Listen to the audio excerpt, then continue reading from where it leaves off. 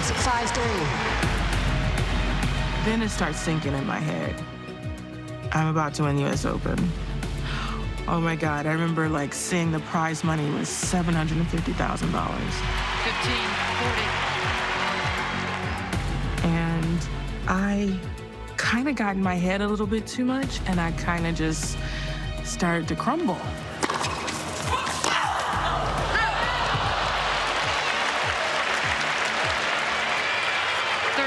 It's one of the worst ways you can think, is thinking, oh, I have this in my pocket. Very rare have I thought that way, consciously, because I know consciously it's the kiss of death. Dame Hingis. I cannot go 3 sets with Hingis. I was like, I cannot go 3 sets with Martina Hingis. She's going to destroy me in 3 sets. And by then I was getting tired. She's not really forcing the issue, is she, John? She's allowing Serena Williams to self-destruct. And then I'm missing shots. Dame Hingis. I'm like, Serena, stop missing. Remember when you were a junior, you would just hit lobs and drop shots. Just don't miss. Dame Hingis. Hingis leads 6-5. So I started to mix my game up. I started to hit slice, and she would make an error whenever I did that.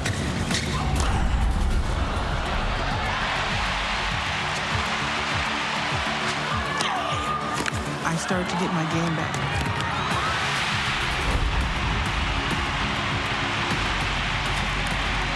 Six-all tiebreak. So we get to the tiebreak. I said, it's now or never. You can't go 3 sets, so you have to figure out a way to win. I remember at one point, she was serving, and then she missed her first serve. And it seemed like it was 20 minutes, and I said, you have to go for it. You have to hit a forehand down the line. And I'm arguing with myself, because then you can miss.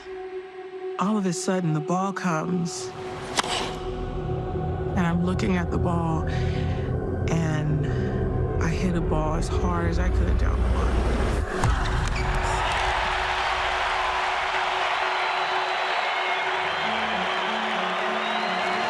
Williams 2 points away.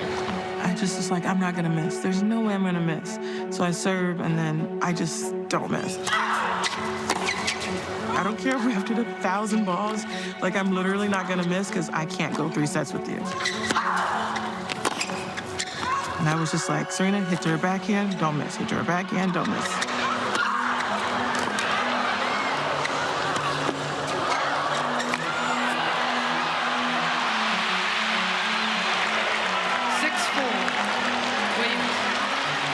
The tournament was definitely filled with so much history there. You know, I think Althea Gibson was the last African-American woman at the time to not only win the U.S. Open, but to win a Grand Slam, period. The only thing I was thinking about was making this premonition come true.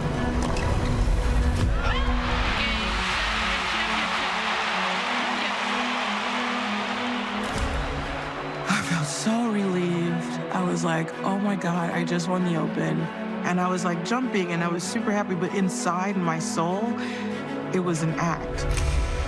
Because I just knew I was gonna win. I had this premonition, I had this feeling, I don't know what you wanna call it, but I knew I was gonna win the US Open that year.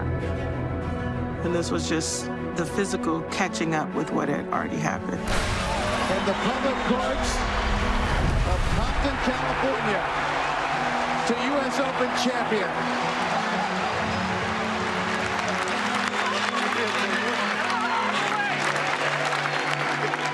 Everything that led up to that moment, Gaz de France, Indian Wells, and all the other little tournaments, all the ones that I won that year, led me to this moment that I was going to win the Open. Ladies and gentlemen, the 1999 U.S. Open Women's Singles Champion, Serena Williams.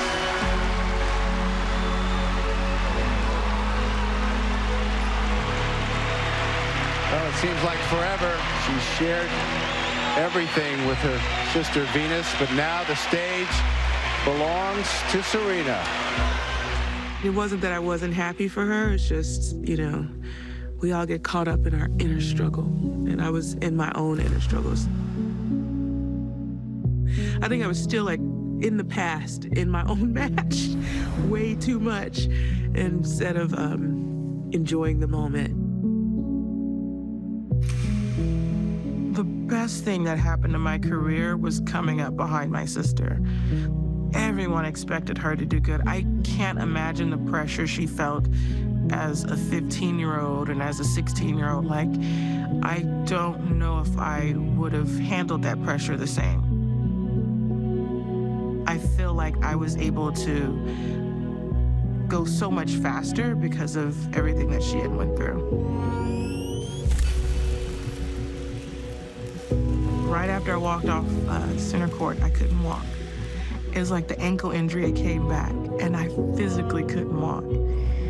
It was crazy. I'd never had that much adrenaline where it literally took away my pain for 2 matches, which is a period of like 4 days. Wow, I don't know. I guess I have a lot of requests to go on the Day Show and stuff, so.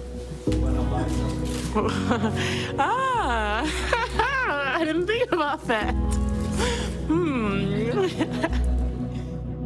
The minute I left that press conference, like, I couldn't see it at the time, but I had a big X, big red X on my back. Girls would talk in the locker room about how they had to beat us. It became us against everyone else, and then eventually it became me against everyone else. It was just like, we don't want her to win. We don't care who wins, we just don't want her to win. That's the girl to beat. We're gonna give everything we can to take her down. And that target got to be also a blessing. Because if I didn't have that target, I would never have been Serena Williams.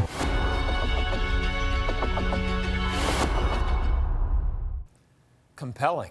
The first episode of In the Arena, Serena Williams is streaming now on ESPN+.